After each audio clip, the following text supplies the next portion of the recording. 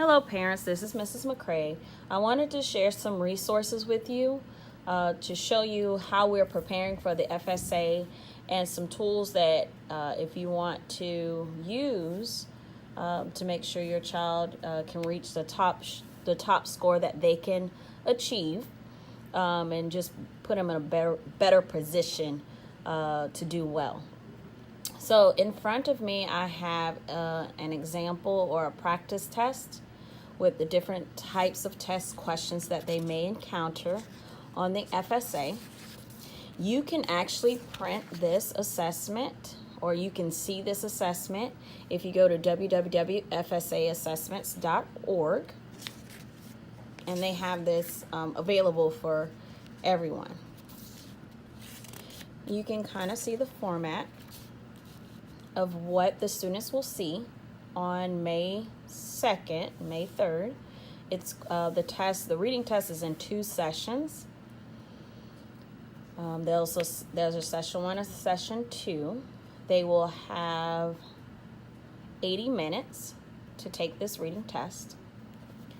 So they'll have a passage 1, a passage 2, and it can be a variety of genres, from Greek myths to informational text to a story, just a variety of genres. Historical fiction, science fiction, I'm not sure which one, but we've been exposed to the variety of genres to prepare for the FSA. So here we have some question types. Notice there's a part A, a part B question, and it's for question 1. Students need to read the directions, read the question or directions here as well. Here we have part A, and here we have our question. The answer options. Part A has to be supported with part B. And it's not a half point. It's not, oh, if you get this right but get this wrong, you get half points. It's all or none for questions like this.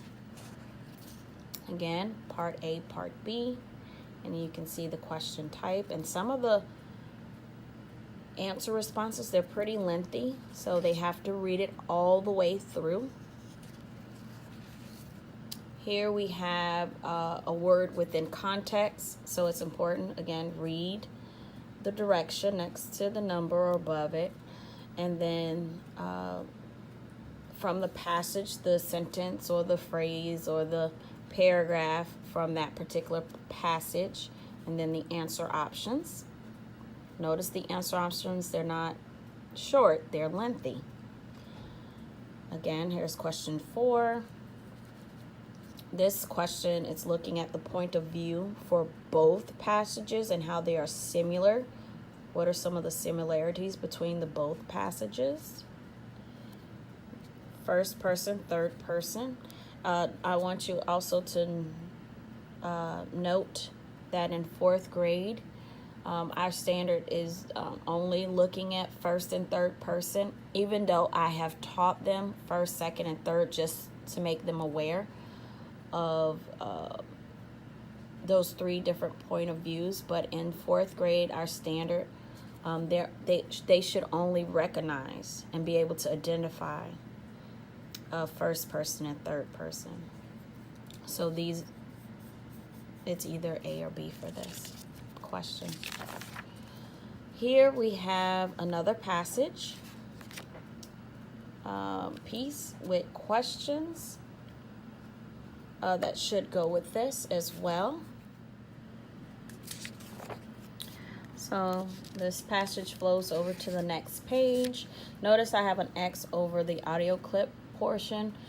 We used to have an audio clip portion when we did the FSA on the computer. We no longer do it on the computer. It will be a paper-based test, which I think is great. We have again, for this second set of questions, new directions. Again, no audio clip. We're not doing that this year. They've taken it out.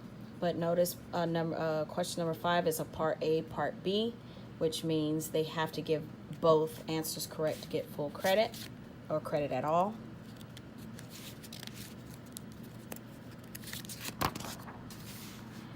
Here we have another question, little shorter responses,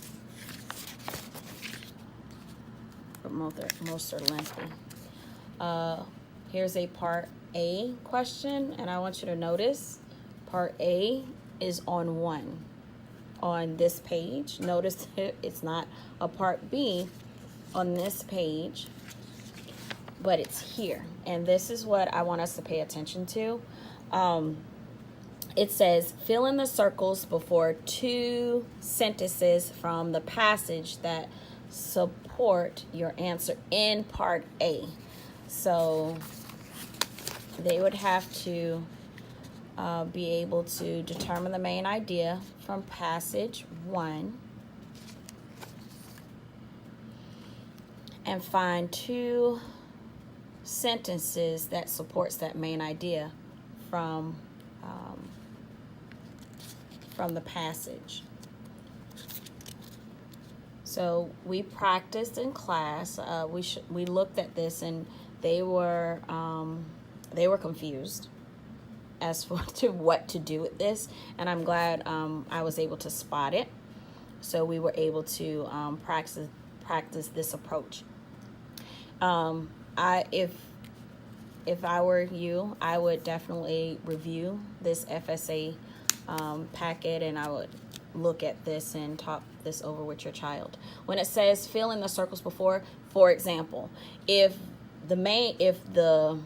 one of the details, let's pretend I don't have the answer key in front of me, and I didn't go over this passage, but let's say the answer is F. So I need to take my pencil or writing utensil that I have, and I would fill in F, because scientists still have many questions and hope to learn even more from Sue. So I would fill in the circle before the sentence. And let's pretend, since we're pretending, that D is the correct answer. So from the structure of her ears, they know that Sue and other T-Rexes had great hearing, which also helped them to hunt. Well, obviously this is not, but so we'll mark in front of that sentence. So I'm just showing you these are not the correct answers. I'm just showing you how the students should mark. The strategy that I showed them, if I have students that like to eliminate answers, if they read the answer, they cannot mark out, because it will the test is being scanned, so it will mark it as one of their answer choices. So a strategy that we use is just crossing out that sentence, or we can X out. We want to stay away from the bubbles. Stay away from the bubbles unless we're filling in the bubbles. So those are 2 strategies that we talked about in class. So hopefully they show you one of those techniques, and they're filling in the correct bubbles. Also, for the practice test, the answer key is on that same website. So if you want your child to practice this, the answer key is on the website. Again, here we have another. It says, notice the bold print. What are 2 ways the Tyrannosaurus Rex Sue's skeleton is used? So they actually have to choose 2.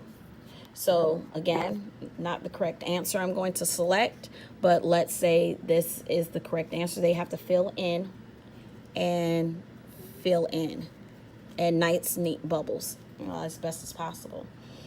So if they only mark 1 and that 1 is correct out of the 2, they won't get partial credit.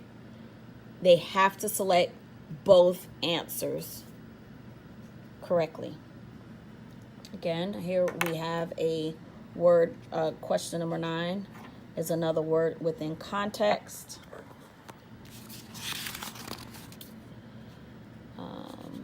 A question that looks at the structure of writing Another question. Notice the answer options. They're very lengthy. Part A, Part B. They reference the paragraphs so the students can go back and look at the paragraphs. Okay, so here we have where they have to insert the word. They're checking for spelling, and sometimes they'll check for spelling, punctuation, past or present tense, past, present, or future tense. So with questions like so. So again, I want to show you some of the tools that we're using in class. As far as those genres that I mentioned earlier and just exposing them to different genres, we have been practicing with some different comprehension questions that are tied to our standards, and that will be similar to question types from the FSA. Here we've had some stories, and we've been practicing this for quite some time, so this is not new to us. So just to give them that exposure to some different question types, or different texts, different genres from fiction and nonfiction. So really great articles. I'm very excited about the articles that we have gotten to read and the stories that we've gotten to read this year. It's been a very enriching experience. Just some different texts that we've read, and as you can see, some of the topics that we've read and will continue even after the FSA because they're so good. The text is really good, and this at the end of the year, this notebook will go home because it's real. The text is really good. So if they ever wanted to go back and reread, they're not too lengthy. They're a great amount.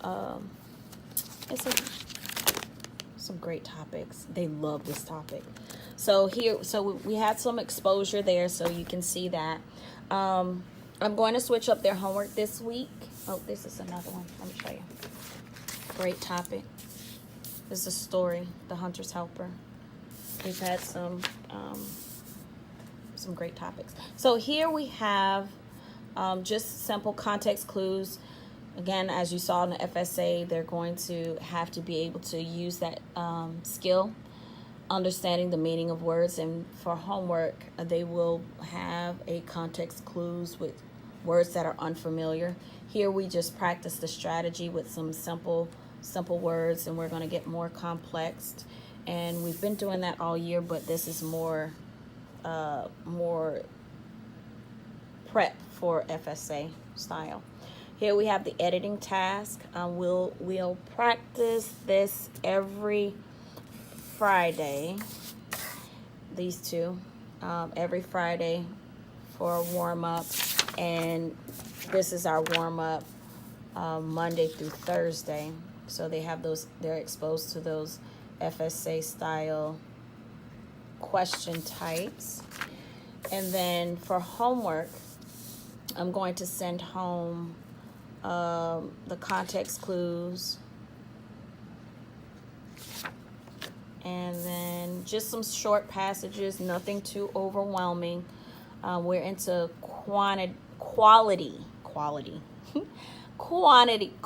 versus quality.